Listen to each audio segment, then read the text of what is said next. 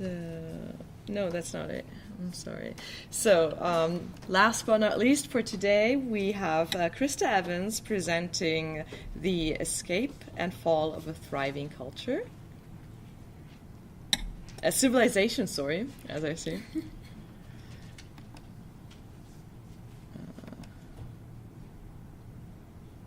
Okay, here's the microphone.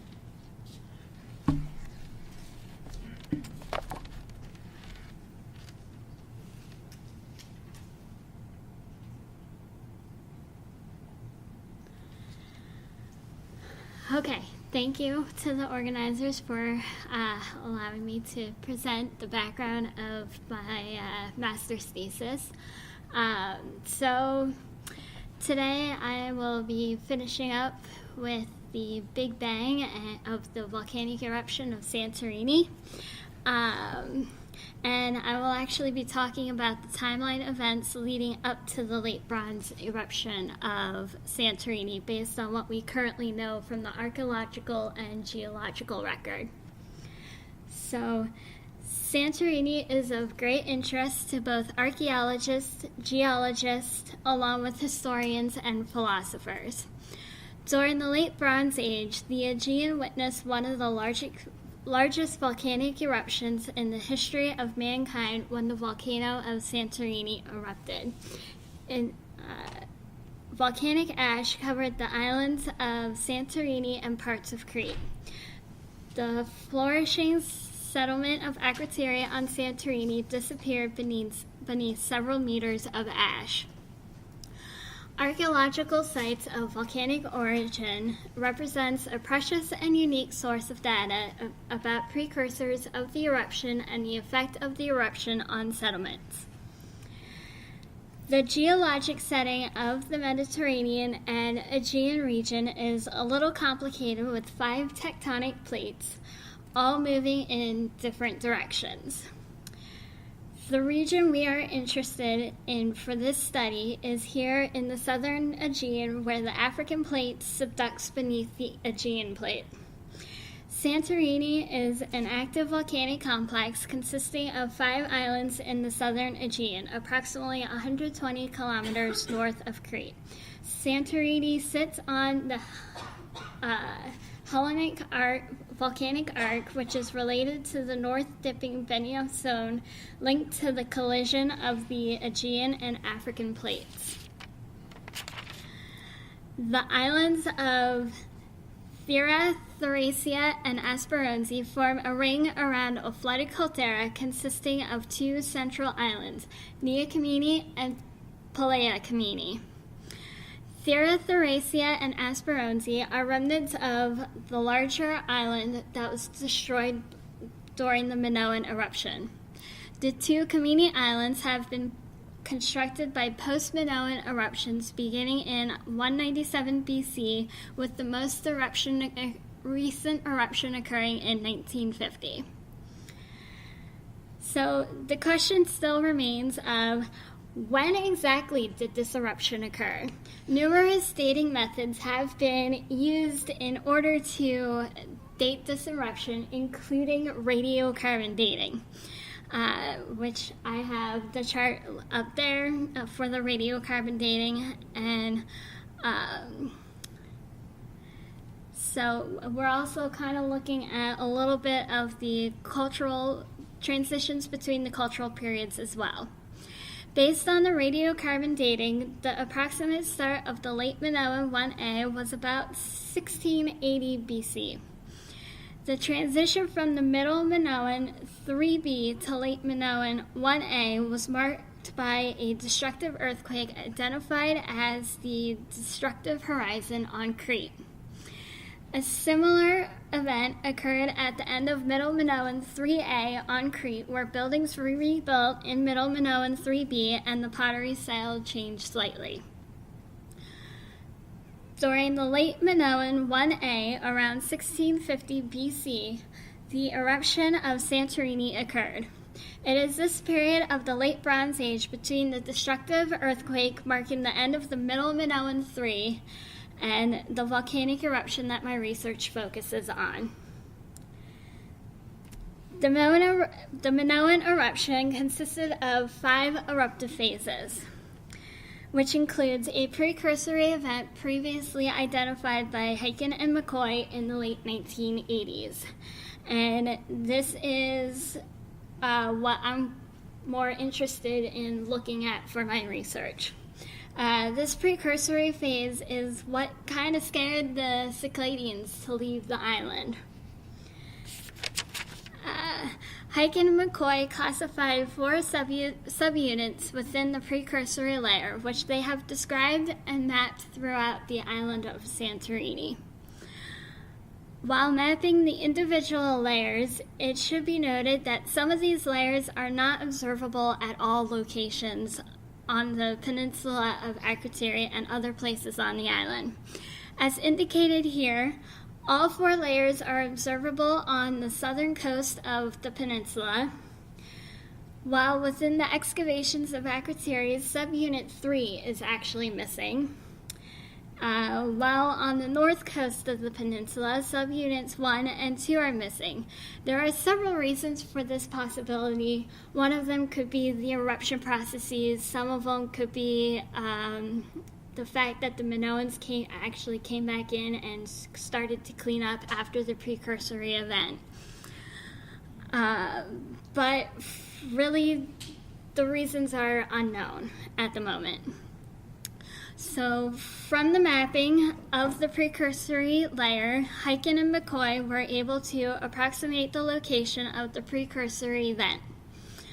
Based on field observations and some compositional analysis, which they concluded was a little bit of lithics, meaning that it was coming from the actual volcano, and also some juvenile rocks, which means that it was coming from deep within the earth from the magma chamber. And so they've described these processes as both being phreatic and magmatic processes were occurring. So, unlike Pompeii, where bodies were preserved by the ash and pumice from the 79 AD eruption of Vesuvius, there were no bodies found in the excavation of Akrotiri, located on the southern peninsula of Thera. This archaeological evidence indicates the Cycladians abandoned the island at the time of this precursory activity. Other archaeological evidence indicates the town was also damaged during the earthquake that marks the transition from Middle Minoan 3 to Late Minoan 1A, and the town was rebuilt. Then sometime later, the exact timing is currently unknown, the precursory event occurred and the Cycladians abandoned the island for either Crete, whom we know that they've had close ties with, or other neighboring islands. When the Cycladians felt the danger had passed, a small group returned to the island where they started to clean up the town of debris and even started to rebuild. Based on very little erosion of the precursory layers, Heiken and McCoy actually believe the main eruption probably occurred a few weeks to a few months after this precursory event. But certainly enough time had passed for workers to make significant repairs and cleanup, which is when the Cycladian workers abandoned the island again once the eruption started. So, now another question is, about the Cycladians, which still remains unanswered, is did these people actually know what a volcano was? Did they know that they were living on a volcano at that time? And what were their reactions when ash started falling out of the sky from a small vent in the ground? These are questions we are going to have to infer from the current population living on the island. A study was conducted by Dominique Howes, which included a questionnaire about the risk perception of the local residents. This study questioned 57 people, which included 14 local dignitaries and 43 local residents. Of these people, 93% know that Nea Kameni is currently an active volcano. When asked if they could give the date of the last eruption of Nea Kameni, 34% responded with the date of 1950 AD.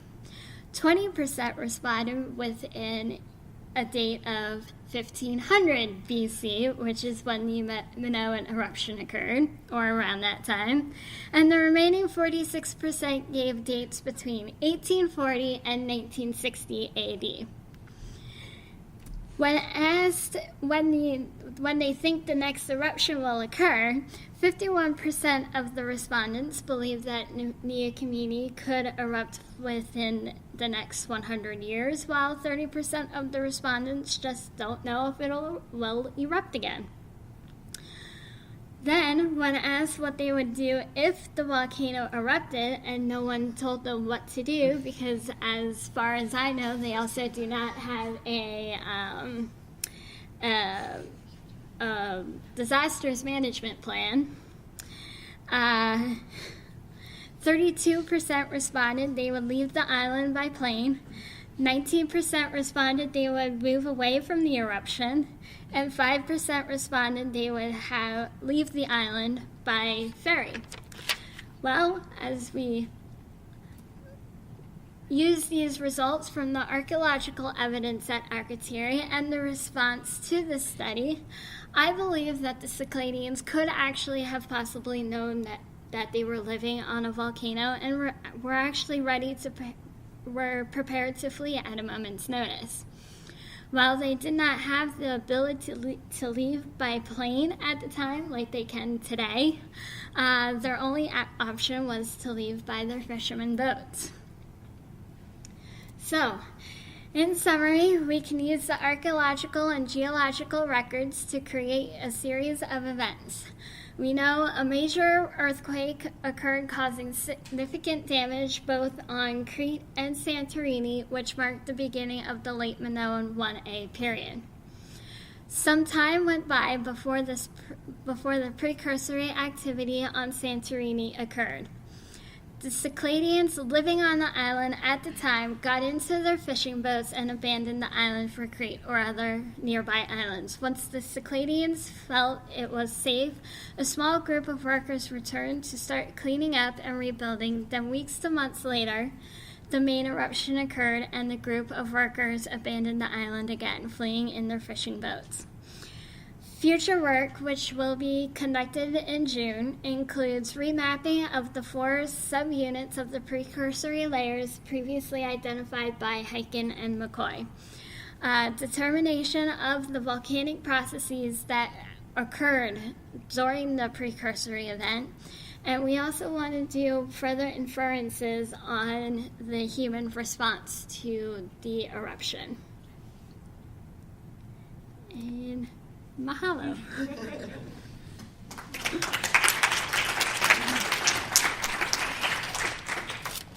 Thank you very much for this very interesting perspective for us as archaeologists. We always talk about the eruption, but of course we're not specialists at all, so I assume there might be some questions.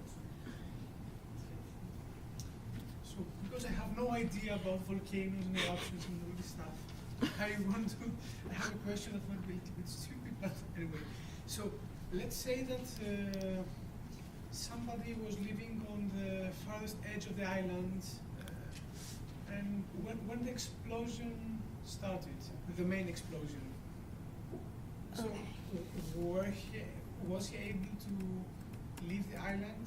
Did he have some minutes, or that it happens so fast that there's no option to react?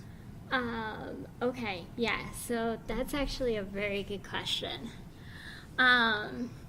So is there a laser on this thing? Yes. There's this red button, the other way around. Huh? Red button somewhere? It's like this one. This one? Yeah. Okay.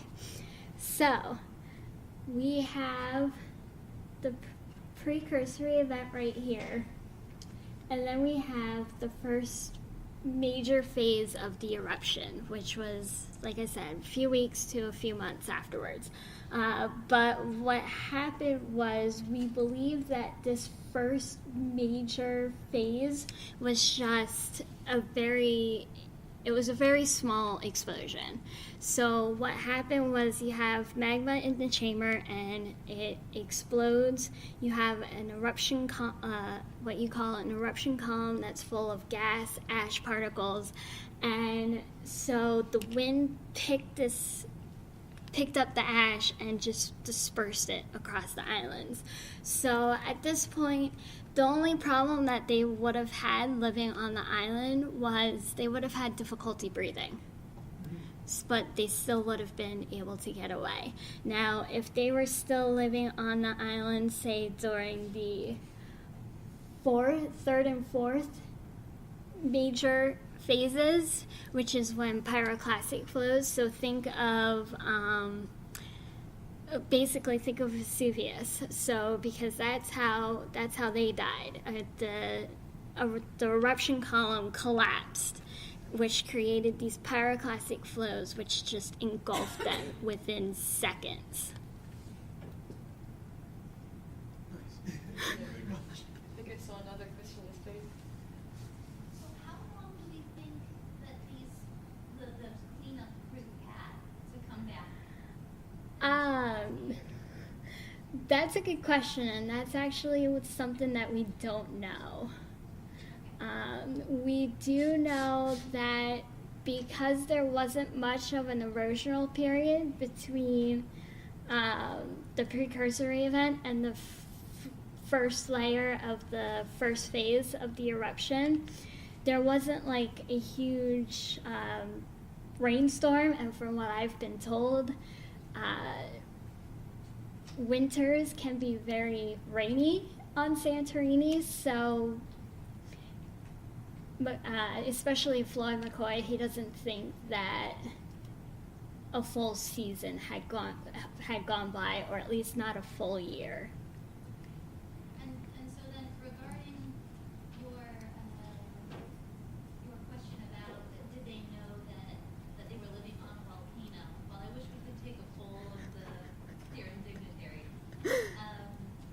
It seems like, and someone can correct me if I'm wrong, but I think Callie who wrote in her book that they built their homes in such a way as to sustain some kind of shift in the ground, because they have these lateral wooden, and they're diagonal, these lateral wooden planks that go between within the wall. So maybe you should take a look at that. Yeah, that's new to me. Yes, please. Are there any information about how far away they had to go to escape from the eruption and from post-processes of the eruption? So yes, some of that work has previously been done where they mapped the ash layers and which way it went. Unfortunately, I don't have that with me, but if I can go back. So basically, the wind took the eruption column way out here towards, I think there might have even been some ash found on roads, but for the most part, it was all drifting over to the east.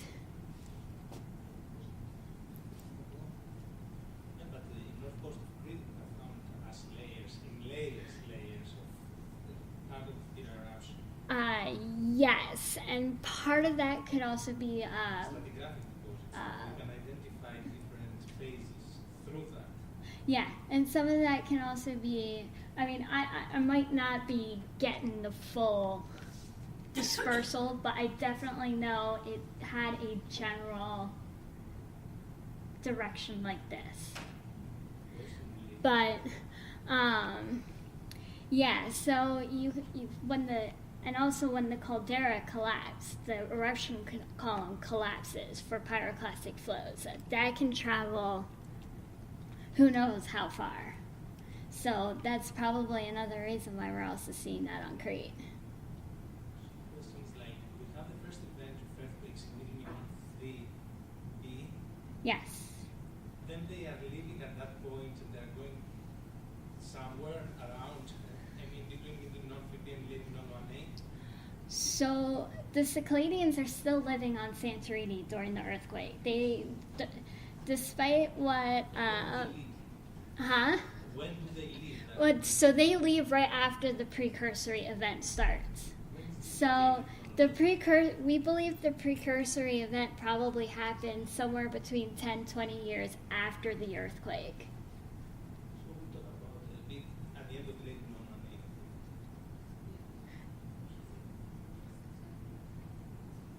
Because if they came down to Crete and this caused a tsunami effect or something to the north coast of Crete, as we think about, then those people were doomed because they just went to a place that probably was affected by the earthquake immediately after the eruption of the volcano. But if they're in the middle of the ocean when the tsunami comes, they're safe, aren't they? No. Aren't they? Okay, I thought you were. Okay. I certainly wouldn't want to be in the middle of the ocean when a tsunami comes. I heard it was supposed to be safe on the coast. After I all, don't tsunamis in Sri Lanka. think so. I mean, you definitely want to That's go wrong. upland and Okay. away from the coast. But Talking about that, ferry or plane? Yeah. I mean, what would you recommend? what would I recommend? I would actually recommend ferry, because if you get any ash sucked up in the plane engine, you're doomed. Okay. I'm a bit irritated by what you defined as a precursory event, because there is archaeological evidence for such an event, as you mentioned, that most of our colleagues think that it was a seismic event. What we see in your stratigraphy is just a thin layer of volcanic ash, but we know from the evidence at Akrotiri that this event was destructive. That's why they came back to repair their houses, and they moved numerous objects, furniture, from the houses in the open areas of the city, and they have been working for a couple of days or weeks, and then came the eruption. But what we see from the archaeological evidence is not what we see in your stratigraphy. Yes, so that's why I'm actually going back to look at the precursory event. Everything that I showed you was done in the 80s by Heiken and McCoy. So basically what we're going to be doing is we're going to go back and look at that precursory layer to see what eruptive processes were going on. Were there pyroclastic flows, or was it just pumice fall? Because pyroclastic flows is going to be more destructive than a simple ash fall and pumice flow. But we think, I mean, if it was just an earthquake, it would have to be such a significant earthquake to do all of that damage. And something like a major earthquake may not even be related to volcanic processes. But I think in one of the open spaces of Akrotiri, the excavators have found a pile of beds which were moved out, but I don't think that there was layer beneath the beds. The layer the ash beneath the beds, the ash layers were above them. Okay. That's why but this is a confusion also among archaeologists. It's not a simple question, but it will be very interesting to define it with your work on the basis of the stratigraphy, and then to see whether you can actually recognize this thin layer in the city in relation to archaeological finds. Yeah. Okay. Any final questions, comments? Okay, in that case, thank you very much for your participation today. I believe Nasser will be waiting downstairs for those who want to go on the city tour. And you want to say something? Sorry, we just